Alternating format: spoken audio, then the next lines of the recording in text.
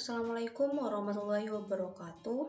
Saya Dewi Meliana Fajrin, NIM 027 dari Agribisnis 5A akan menjelaskan tentang tugas akhir praktikum Operation Research mengenai studi kasus pada linear programming, pada waiting lists, dan juga decision analysis. Yang pertama yaitu pada linear programming. Di sini saya akan membacakan satu contoh kasus, yaitu usaha keripik Kurnia Jaya membuat keripik singkong dengan rasa original dan juga balado. Pembuatan keripik singkong original membutuhkan rata-rata selama 4 jam dan waktu penggorengan rata-rata 1 jam. Pembuatan keripik singkong rasa balado membutuhkan waktu rata-rata 2 jam dan penggorengan 2 jam. Dalam 1 minggu, tersedia 120 jam kerja untuk produksi keripik singkong dan 100 jam kerja untuk sistem penggorengannya. Jika dijual, setiap keripik singkong balado menghasilkan keuntungan rata-rata 7 dan setiap keripik singkong original menghasilkan keuntungan 8. Sebelumnya kita harus buka form KM-nya dulu ya.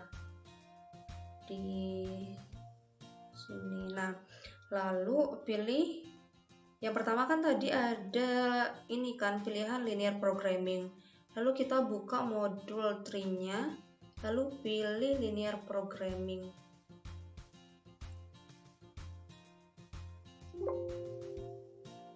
Setelah itu kita masukin title-nya.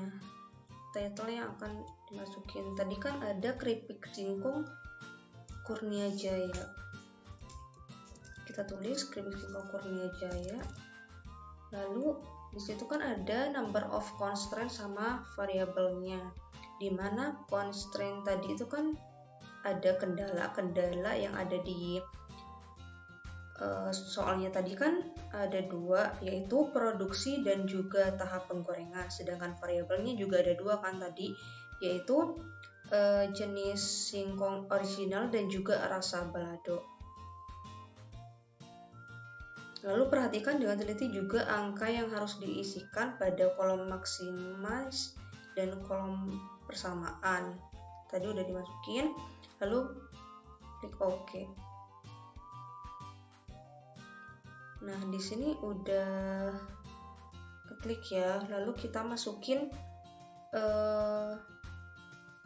ininya constraint sama variabelnya. Di sini constraint tadi itu kan ada 2, yaitu produksi sama penggorengan. Kita tulis dulu produksi dan juga penggorengan.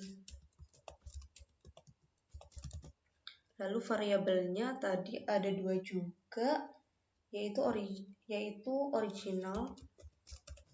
Original di sini jenis singkongnya ya. Singkong rasa original dan juga rasa balado. Lalu kita masukin angka-angkanya yang di soal tadi. Dimana maximize ini tadi adalah keuntungan. Keuntungan di keripik singkong rasa original itu tadi kan 8. Dan juga di rasa balado itu 7. Lalu kita masukin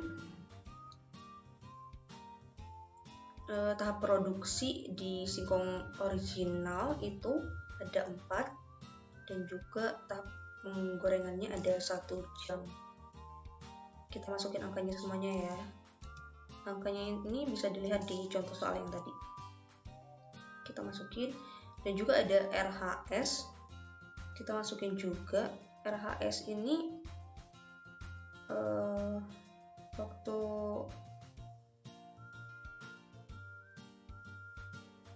jam kerjanya, yaitu kita masukin tadi kan ada 120 jam sama 100 jam. Setelah itu kita klik solve. Nah, tampilan linear programming result menunjukkan hasil perhitungan di mana pada solution X1 di sini yaitu original sebesar 6,67. Lalu Pada X2 di sini yaitu balado yaitu sebesar 46,67 dan RHS yaitu 308. Hal tersebut menunjukkan bahwa jumlah produksi optimal yang dihasilkan untuk keripik singkong original sebanyak 6,67 unit. Sedangkan pada keripik singkong rasa balado yaitu sebanyak 46,67 unit.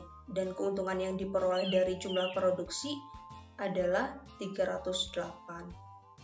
Setelah itu kita ke solution, di mana kita akan menguji rankingnya, yaitu klik ranking.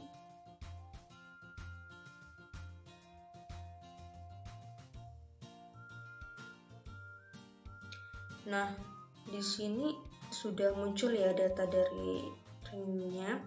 Dan untuk reduce cost di sini menunjukkan seberapa besar nilai koefisien fungsi tujuan dari masing-masing variabel harus ditambah agar variabel keputusan tersebut bernilai positif pada solusi optimal. Karena nilai tabel di atas 0, nilai tabel pada reduce cost-nya 0, di sini kan 0 semua, maka nilai koefisien fungsi tujuannya sudah positif ya. Dan selanjutnya pada dual value menunjukkan nilai dari setiap jam kerja pada solusi optimal. Pada tahap produksi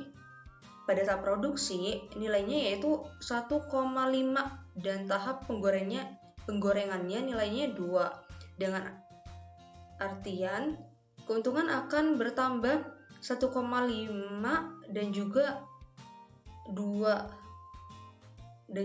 pada tahap penggorengan jika menambah 1 jam kerja pada masing-masing proses pengerjaan. Setelah ini kita ke solution lagi, menguji grafiknya. Kita klik pada grafik. Lalu di sini dari 2 titik yang terbentuk. Nah, untuk selanjutnya yaitu kita akan menguji dengan metode whiting lines.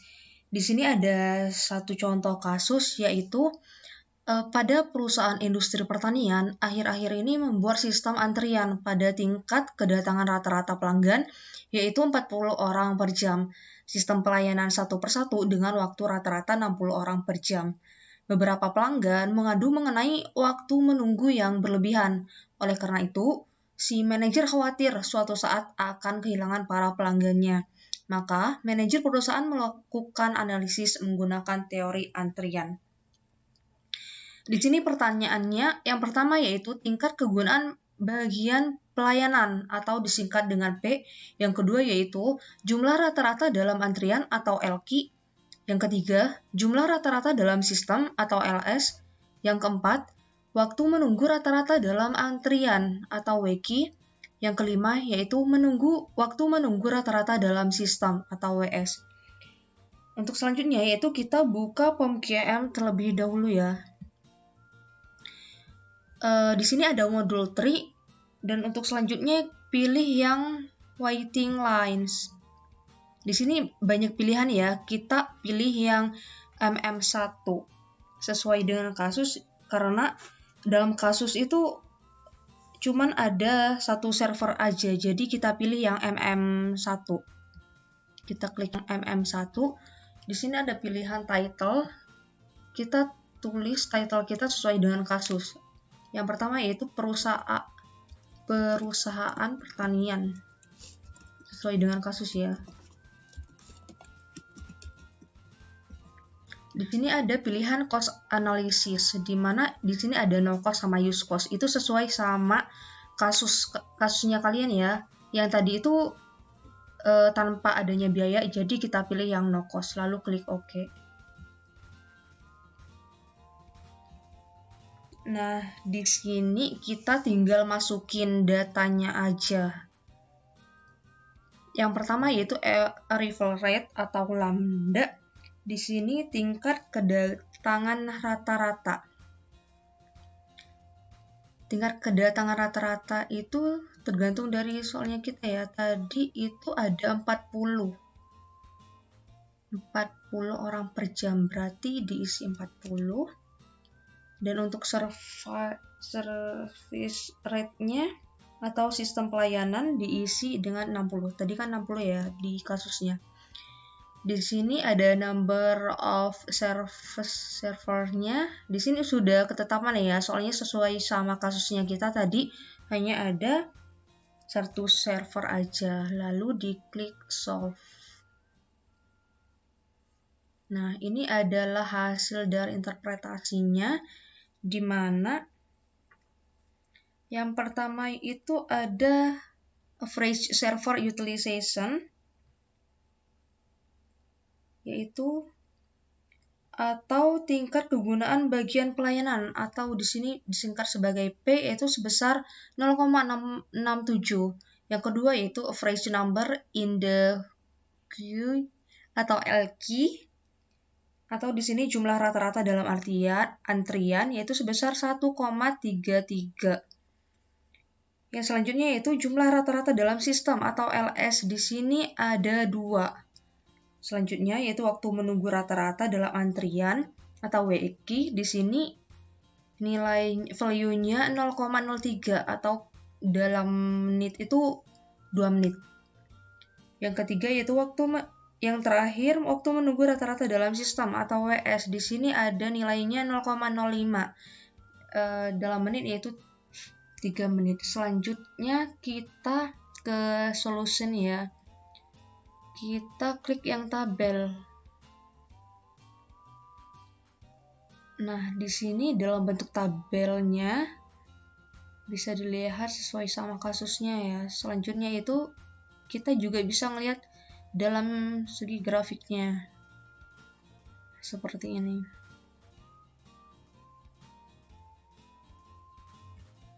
Dan untuk selanjutnya yaitu menggunakan metode decision analysis. Di sini contoh kasusnya yaitu seorang pengusaha pertanian ingin membeli salah satu dari jenis traktor baru, yaitu traktor Kubota, traktor John Deere, dan traktor JCB. Nah, kondisi di masa mendatang akan menentukan besar laba yang akan diperoleh pengusaha pertanian. Laba yang dihasilkan dari masing-masing keputusan dalam tiap kondisi ekonomi diperlihatkan sebagai berikut. Nah, di sini ada tabel decision analysis. Untuk keputusannya, kita ada 3 keputusan, yaitu traktor Kubota, traktor John Deere, dan juga traktor JCB. Di mana dalam kondisinya kita di sini ada 2. Yaitu kondisi ekonomi baik dan juga kondisi ekonomi buruk. Pada traktor Kubota, kondisi ekonomi baiknya yaitu sebesar 30.000 dan kondisi ekonomi buruknya yaitu sebesar 15.000.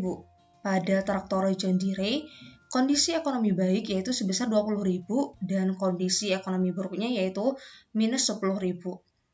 Dan juga traktor JCB dalam kondisi ekonomi baik yaitu sebesar 50.000 dan kondisi ekonomi buruk yaitu sebesar 20.000. Pertanyaannya, dari kasus di atas, keputusan manakah yang sebaiknya diambil oleh pengusaha pertanian tersebut? Nah, selanjutnya kita buka POM QM terlebih dahulu ya. Di sini ada modul 3, kita pilih yang decision analysis sesuai dengan kasusnya, yaitu decision tabel. Lalu klik title yang ini sesuai dengan kasusnya kita. Tadi kan ada pengusaha pertanian.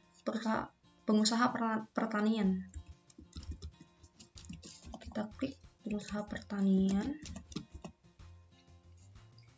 Lalu di sini ada number of decision. Nah, ini tuh pilihannya ada di kasusnya itu kan ada 3 tuh. Yaitu tadi kan ada jenis-jenis traktornya, traktor Kubota, traktor John Deere, dan juga traktor JCB. Jadi kita naikin jadi 3. Yang selanjutnya yaitu number of nature states. Ini adalah kondisi yaitu saat kondisi ekonomi baik dan juga ekonomi buruk. Tadi kan ada 2 ya. Berarti langsung kita klik OK. Di sini sudah ada tabelnya pengusaha pertanian, tinggal kita rubah tabel of decision sama netto rate-nya sesuai sama kasusnya. Yang decision kita klik traktor Kubota.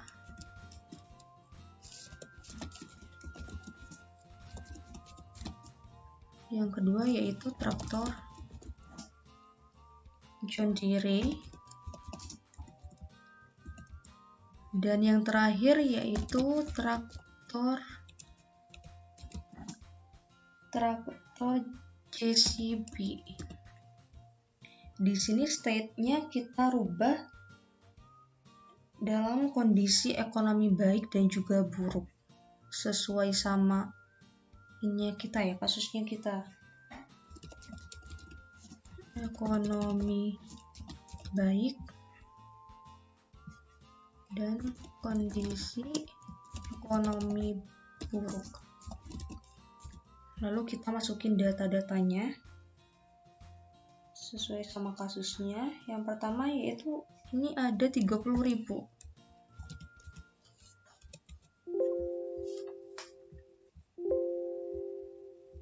Ini sebaiknya nggak usah pakai titik ya. 30.000. Lalu ada traktor John Deere dalam kondisi ekonomi baik itu ada 20.000. Lalu dalam traktor JCB ada 50.000.